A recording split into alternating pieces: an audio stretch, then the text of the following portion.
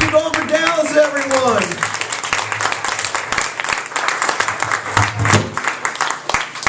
Oh, and I do want to mention, thank you for coming out and for supporting a local business. Because not only is this a local business that you're supporting, but you're supporting a local business that supports other local businesses. These guys try and go as local as possible when getting their ingredients and tools and supplies and magic fairy dust and everything else that they use to make stuff so tasty. I'm personally a big fan of the Nutty Irishman. And I'm not just talking about the president's grandpa either. Hey, there may not be an apostrophe there, but he is Irish. But yeah, definitely thank you for coming out and supporting this. This is what makes an economy function, is small businesses. These are the true job creators. Now, I kind of alluded to this earlier, and I did want to tell you about this little adventure that I had the other night. I do some mentoring for at-risk kids in Aurora. And I was coming back from there, and I was going to stop off in Sycamore to work out at the YMCA there. But I realized I had forgotten my workout shorts. And I called my wife. I'm like, oh man, this day is just lousy. I forgot my workout shorts. She said, it's okay. I got my workout sweatpants in the car. So my wife's workout sweatpants are these pink leopard print capri type things. But I figured, one, I'm out of town, these people don't know me. They'll just think that I'm, that whole metrosexual hipster thing, rocking the LMFAO, Cobra Starship look. So cool, I do my workout and everything. Then I'm just like less than a mile from home. And my wife tells me she's hungry, so I stop at the gas station to get some fried chicken. Now, I pull up there. There's a cop car on one side. There's another regular car on the other side. And handicapped spots all in front of the place. And one open spot right next to the cop car. And I'm thinking, I need to put my jeans on over these sweatpants to go in. So I park around the side. Park around the side. Now, as I'm putting these pants on, I don't want this cop thinking that I'm going all Pee Wee Herman with myself or something. So you know what, I'll just pull them up to here, then get out of the car and then just snap them up. So you can see, everything's covered, nothing naughty. But then the cop's actually on his way out, driving out of there, then he stops, and he says to me, why are you parked on the side of the building? I said, well, because those are all handicap spots. He says, not all of them. I said, okay. So he says, where are you headed to? I said, I'm just going to go buy some chicken. He goes, really? I'll come with you. So at this point, I've got a police escort to buy fried chicken.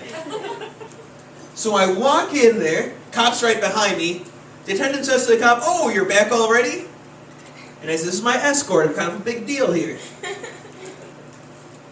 So then I explained the story to them about the sweatpants. I even pull up on the sweatpants and show them, see, I'm not making this up. I really am wearing pink leopard print underneath. At which point the cop turns to me and says, now the real question is, are you wearing underwear? Now most people would be smart enough to shut up at this point, just laugh it off and be happy. But I had to answer the question, to which I said, well, officer, there's only one way to find out. He left at this point. So yeah, that was my fried chicken adventure. Now, this next comic. Wow, I did the spoken word last week. I didn't mean to turn it into that this week. Okay. Now, this next comic we got coming up to the stage. Very special guest. This young lady ran one of Milwaukee's first independent comedy shows I ever heard of, the Hardcore Comedy Show. This show was a blast to do. She put a lot of hard work into it, and since then, the Milwaukee comedy scene has just blossomed and made way for so many other comics. So you definitely got to give thanks to the people who paved the way. So please, welcome to the stage, Stacy Pawlowski. Oh, thank you so much. What a nice introduction. introduction. Hey, everybody. How does this work? I think I got it. This microphone's really big, isn't it? I have to apologize for us being late. I need to apologize on the behalf of my GPS, who is apparently drunk this evening on her way in from Milwaukee. This bitch is like, turn left. It's a cornfield.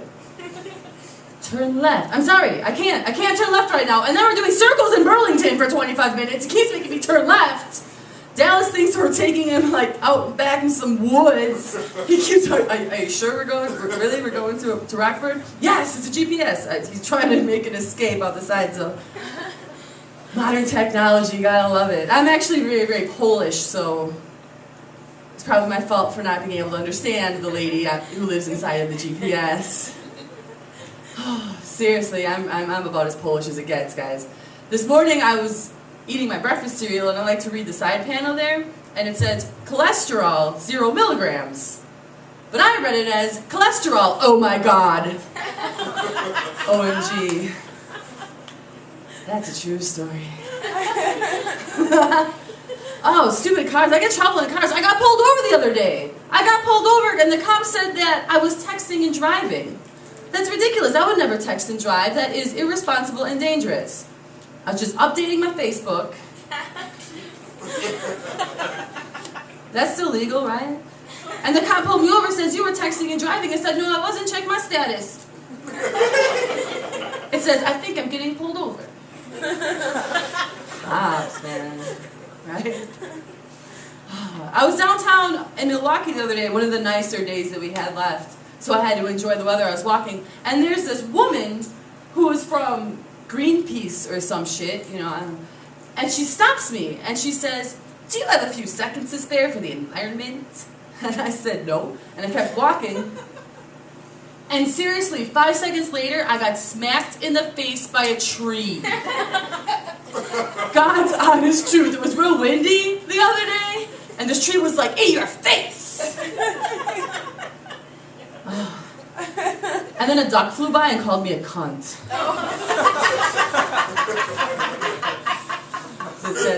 It's a true story. Next time I'm stopping. Oh, I realized I was getting old the other day when I was sitting at home by myself watching Winnie the Pooh. And I love you. And I was watching Winnie the Pooh, and I found myself identifying with Rabbit. You know, the responsible one. I'm like, he just wants nice things. Really, he spends all day in his garden. He deserves to come home to a clean house. But his friends and neighbors are so ridiculous, you know. He's got the crows out stealing his vegetables. Tigger comes around like some crack addict bouncing around, effing up the joint. And then Winnie the Pooh coming over every day. Oh, Rabbit, can I have some honey? Again? Get a job, Pooh! Winnie the Pooh's an asshole. Thank you. I love you too.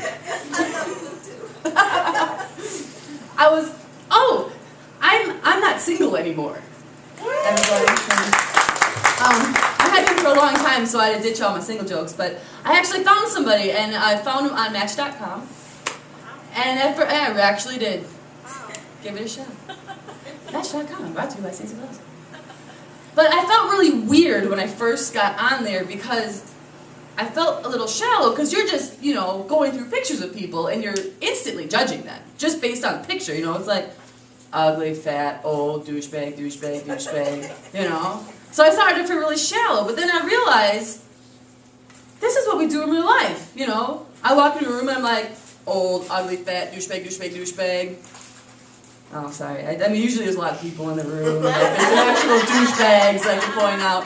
So I was trying not to make eye contact. You know. Could you start with old on this side and go douchebag? Am I right, skinny bitch? Yeah. That's unusual. I find some skinny bitch up front and I say, oh, that's going to be the skinny bitch. I'm just kidding. She's not a bitch. Or that skinny. Come on. And usually we're in Wisconsin, so there's not a skinny person in the room. gosh. I don't understand why when somebody does something really brave or bold, that they say that they means they have big balls. That doesn't make any sense to me at all. Because, correct me if I'm wrong, but aren't balls really sensitive? Really? I mean, I would think that having really large balls would just make you more susceptible to danger.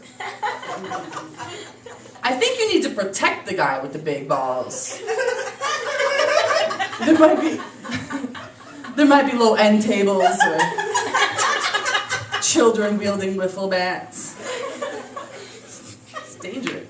And then on the flip side, if somebody's really brave if somebody's really scared and afraid all the time, then what do you call them? Scaredy cat. Or a pussy. That's so stupid, that's backwards. I think we should switch them. Because if you were to take a giant pussy and put it in a ring across from a giant pair of balls, my money's on the pussy every time. Because a pussy can take a pounding. Right? A pussy takes a hit and goes back for more. And the balls are a one-punch knockout, so. In fact, you could just pretend you were going to kick the balls and they'd be down for the count. So that's why I think we should switch it. Okay, I'm going to tell you a story. This one actually is true. Oh wait, let me back up again. Did you know that Old Country Buffet has mascots? Woo! This is for you. Old Country Buffet has mascots. They're called the OCBs. This is real. They're these big, fat, gluttonous honeybees with food splattered all around on their bibs. They're horrifying. And I had an encounter with an OCB back when I used to be the mascot for Aurora Healthcare. Dr. Aurora. It's a lion. Aurora. I really had this job. I had this big lion head and a aquamarine stethoscope and lab coat and these big aquamarine boots, and they would send me all over Wisconsin to do these lame events. Like I'm always going to Jackson, Wisconsin. Like they loved me in Jackson, Wisconsin, because there ain't shit going on in Jackson, Wisconsin. And I did an event a few years ago. They sent me to the Wisconsin State Fair. Yes. Big time! I was at the Wisconsin State Fair. It was Mascot Day. So they had all the mascots there. They had the Marquette Eagle, Marquette University. They had the Brewer Sausages were there. And Carrie Cranberry. You guys don't know Carrie Cranberry? The official spokesperson of the Wisconsin Cranberry Association? She was there. Carrie Cranberry is really cool. Actually, she's a really cool mascot. She's a great, big, huge red cranberry head, and this tiny black leotard, a little red skirt. She's actually a bit of a tart. But it's a real mascot. She was there, and so we're all together out in this big area where they've got us corralled, and I'm shaking hands and taking pictures with the kids and doing the mascot thing. And running up to me comes this giant bee, right? This ugly bee, and he won't talk, stop talking to me like, oh, I see you're a doctor, I'm a bee. Not with his mouth, because we don't talk, but mascots are really good at sign language. You'd be amazing how much you can actually communicate with 4 digits and 1 facial expression. It's phenomenal, we have our own language. And the guy just wouldn't leave me alone, and I want to be nice because I'm representing this respectful company, so I can't kick the thing in the nuts because that would look bad for Aurora. So then we do this race, right? They have us all lined up to do this relay race for whatever brilliant person came up with this one. And I end up in line right behind the bee. Of course, we're on the same team. And he's in front, and the gun goes, and he starts running, and then he trips and falls flat on his face. He really did. And of course, I can only think one thing as I see him go down. I thought, I'm a doctor. I have to go save this bee. So I ran over and helped him up, and everybody cheered, and now I had a friend for life. Had to go and save his life. Now he feels like he owes me one, so he follows me around all day. Well, finally, we get down to the break room. It's the end of the day. This thing's been following me around, and he takes off his bee head, and the guy inside of the bee looked just like a human version of the bee. He looked like they dragged him away from the buffet, full of grease stains and all, and said, "You're going to represent our company. You're the biggest fan of Old Country Buffet." And I hadn't taken my stuff off yet, and I was like, "Oh, I don't want this greasy guy to like see there's a sweaty chick inside of this thing, who I owe my life to, and then he's going to try to give me his number."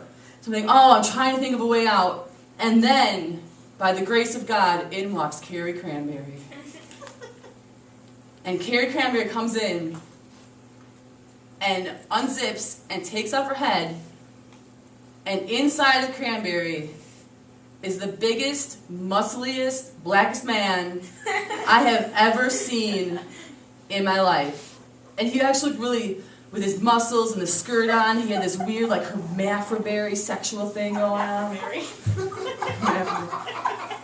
was kind of turning me on. And so when he sits down right under a non-smoking sign and lights a cigarette, because he was so badass. And so the bee, thinking he's going to be cool, says, "Oh, excuse me, you can't smoke in here." And Carrie Cranberry leans into him. And I was like, "What you going to do about it, Old Country Buffet?" And the bee took off running, and I never had to see him again. So I'd like to say thank you, Carrie Cranberry, wherever you are. That's my time, everybody. Thanks for coming out and supporting books and local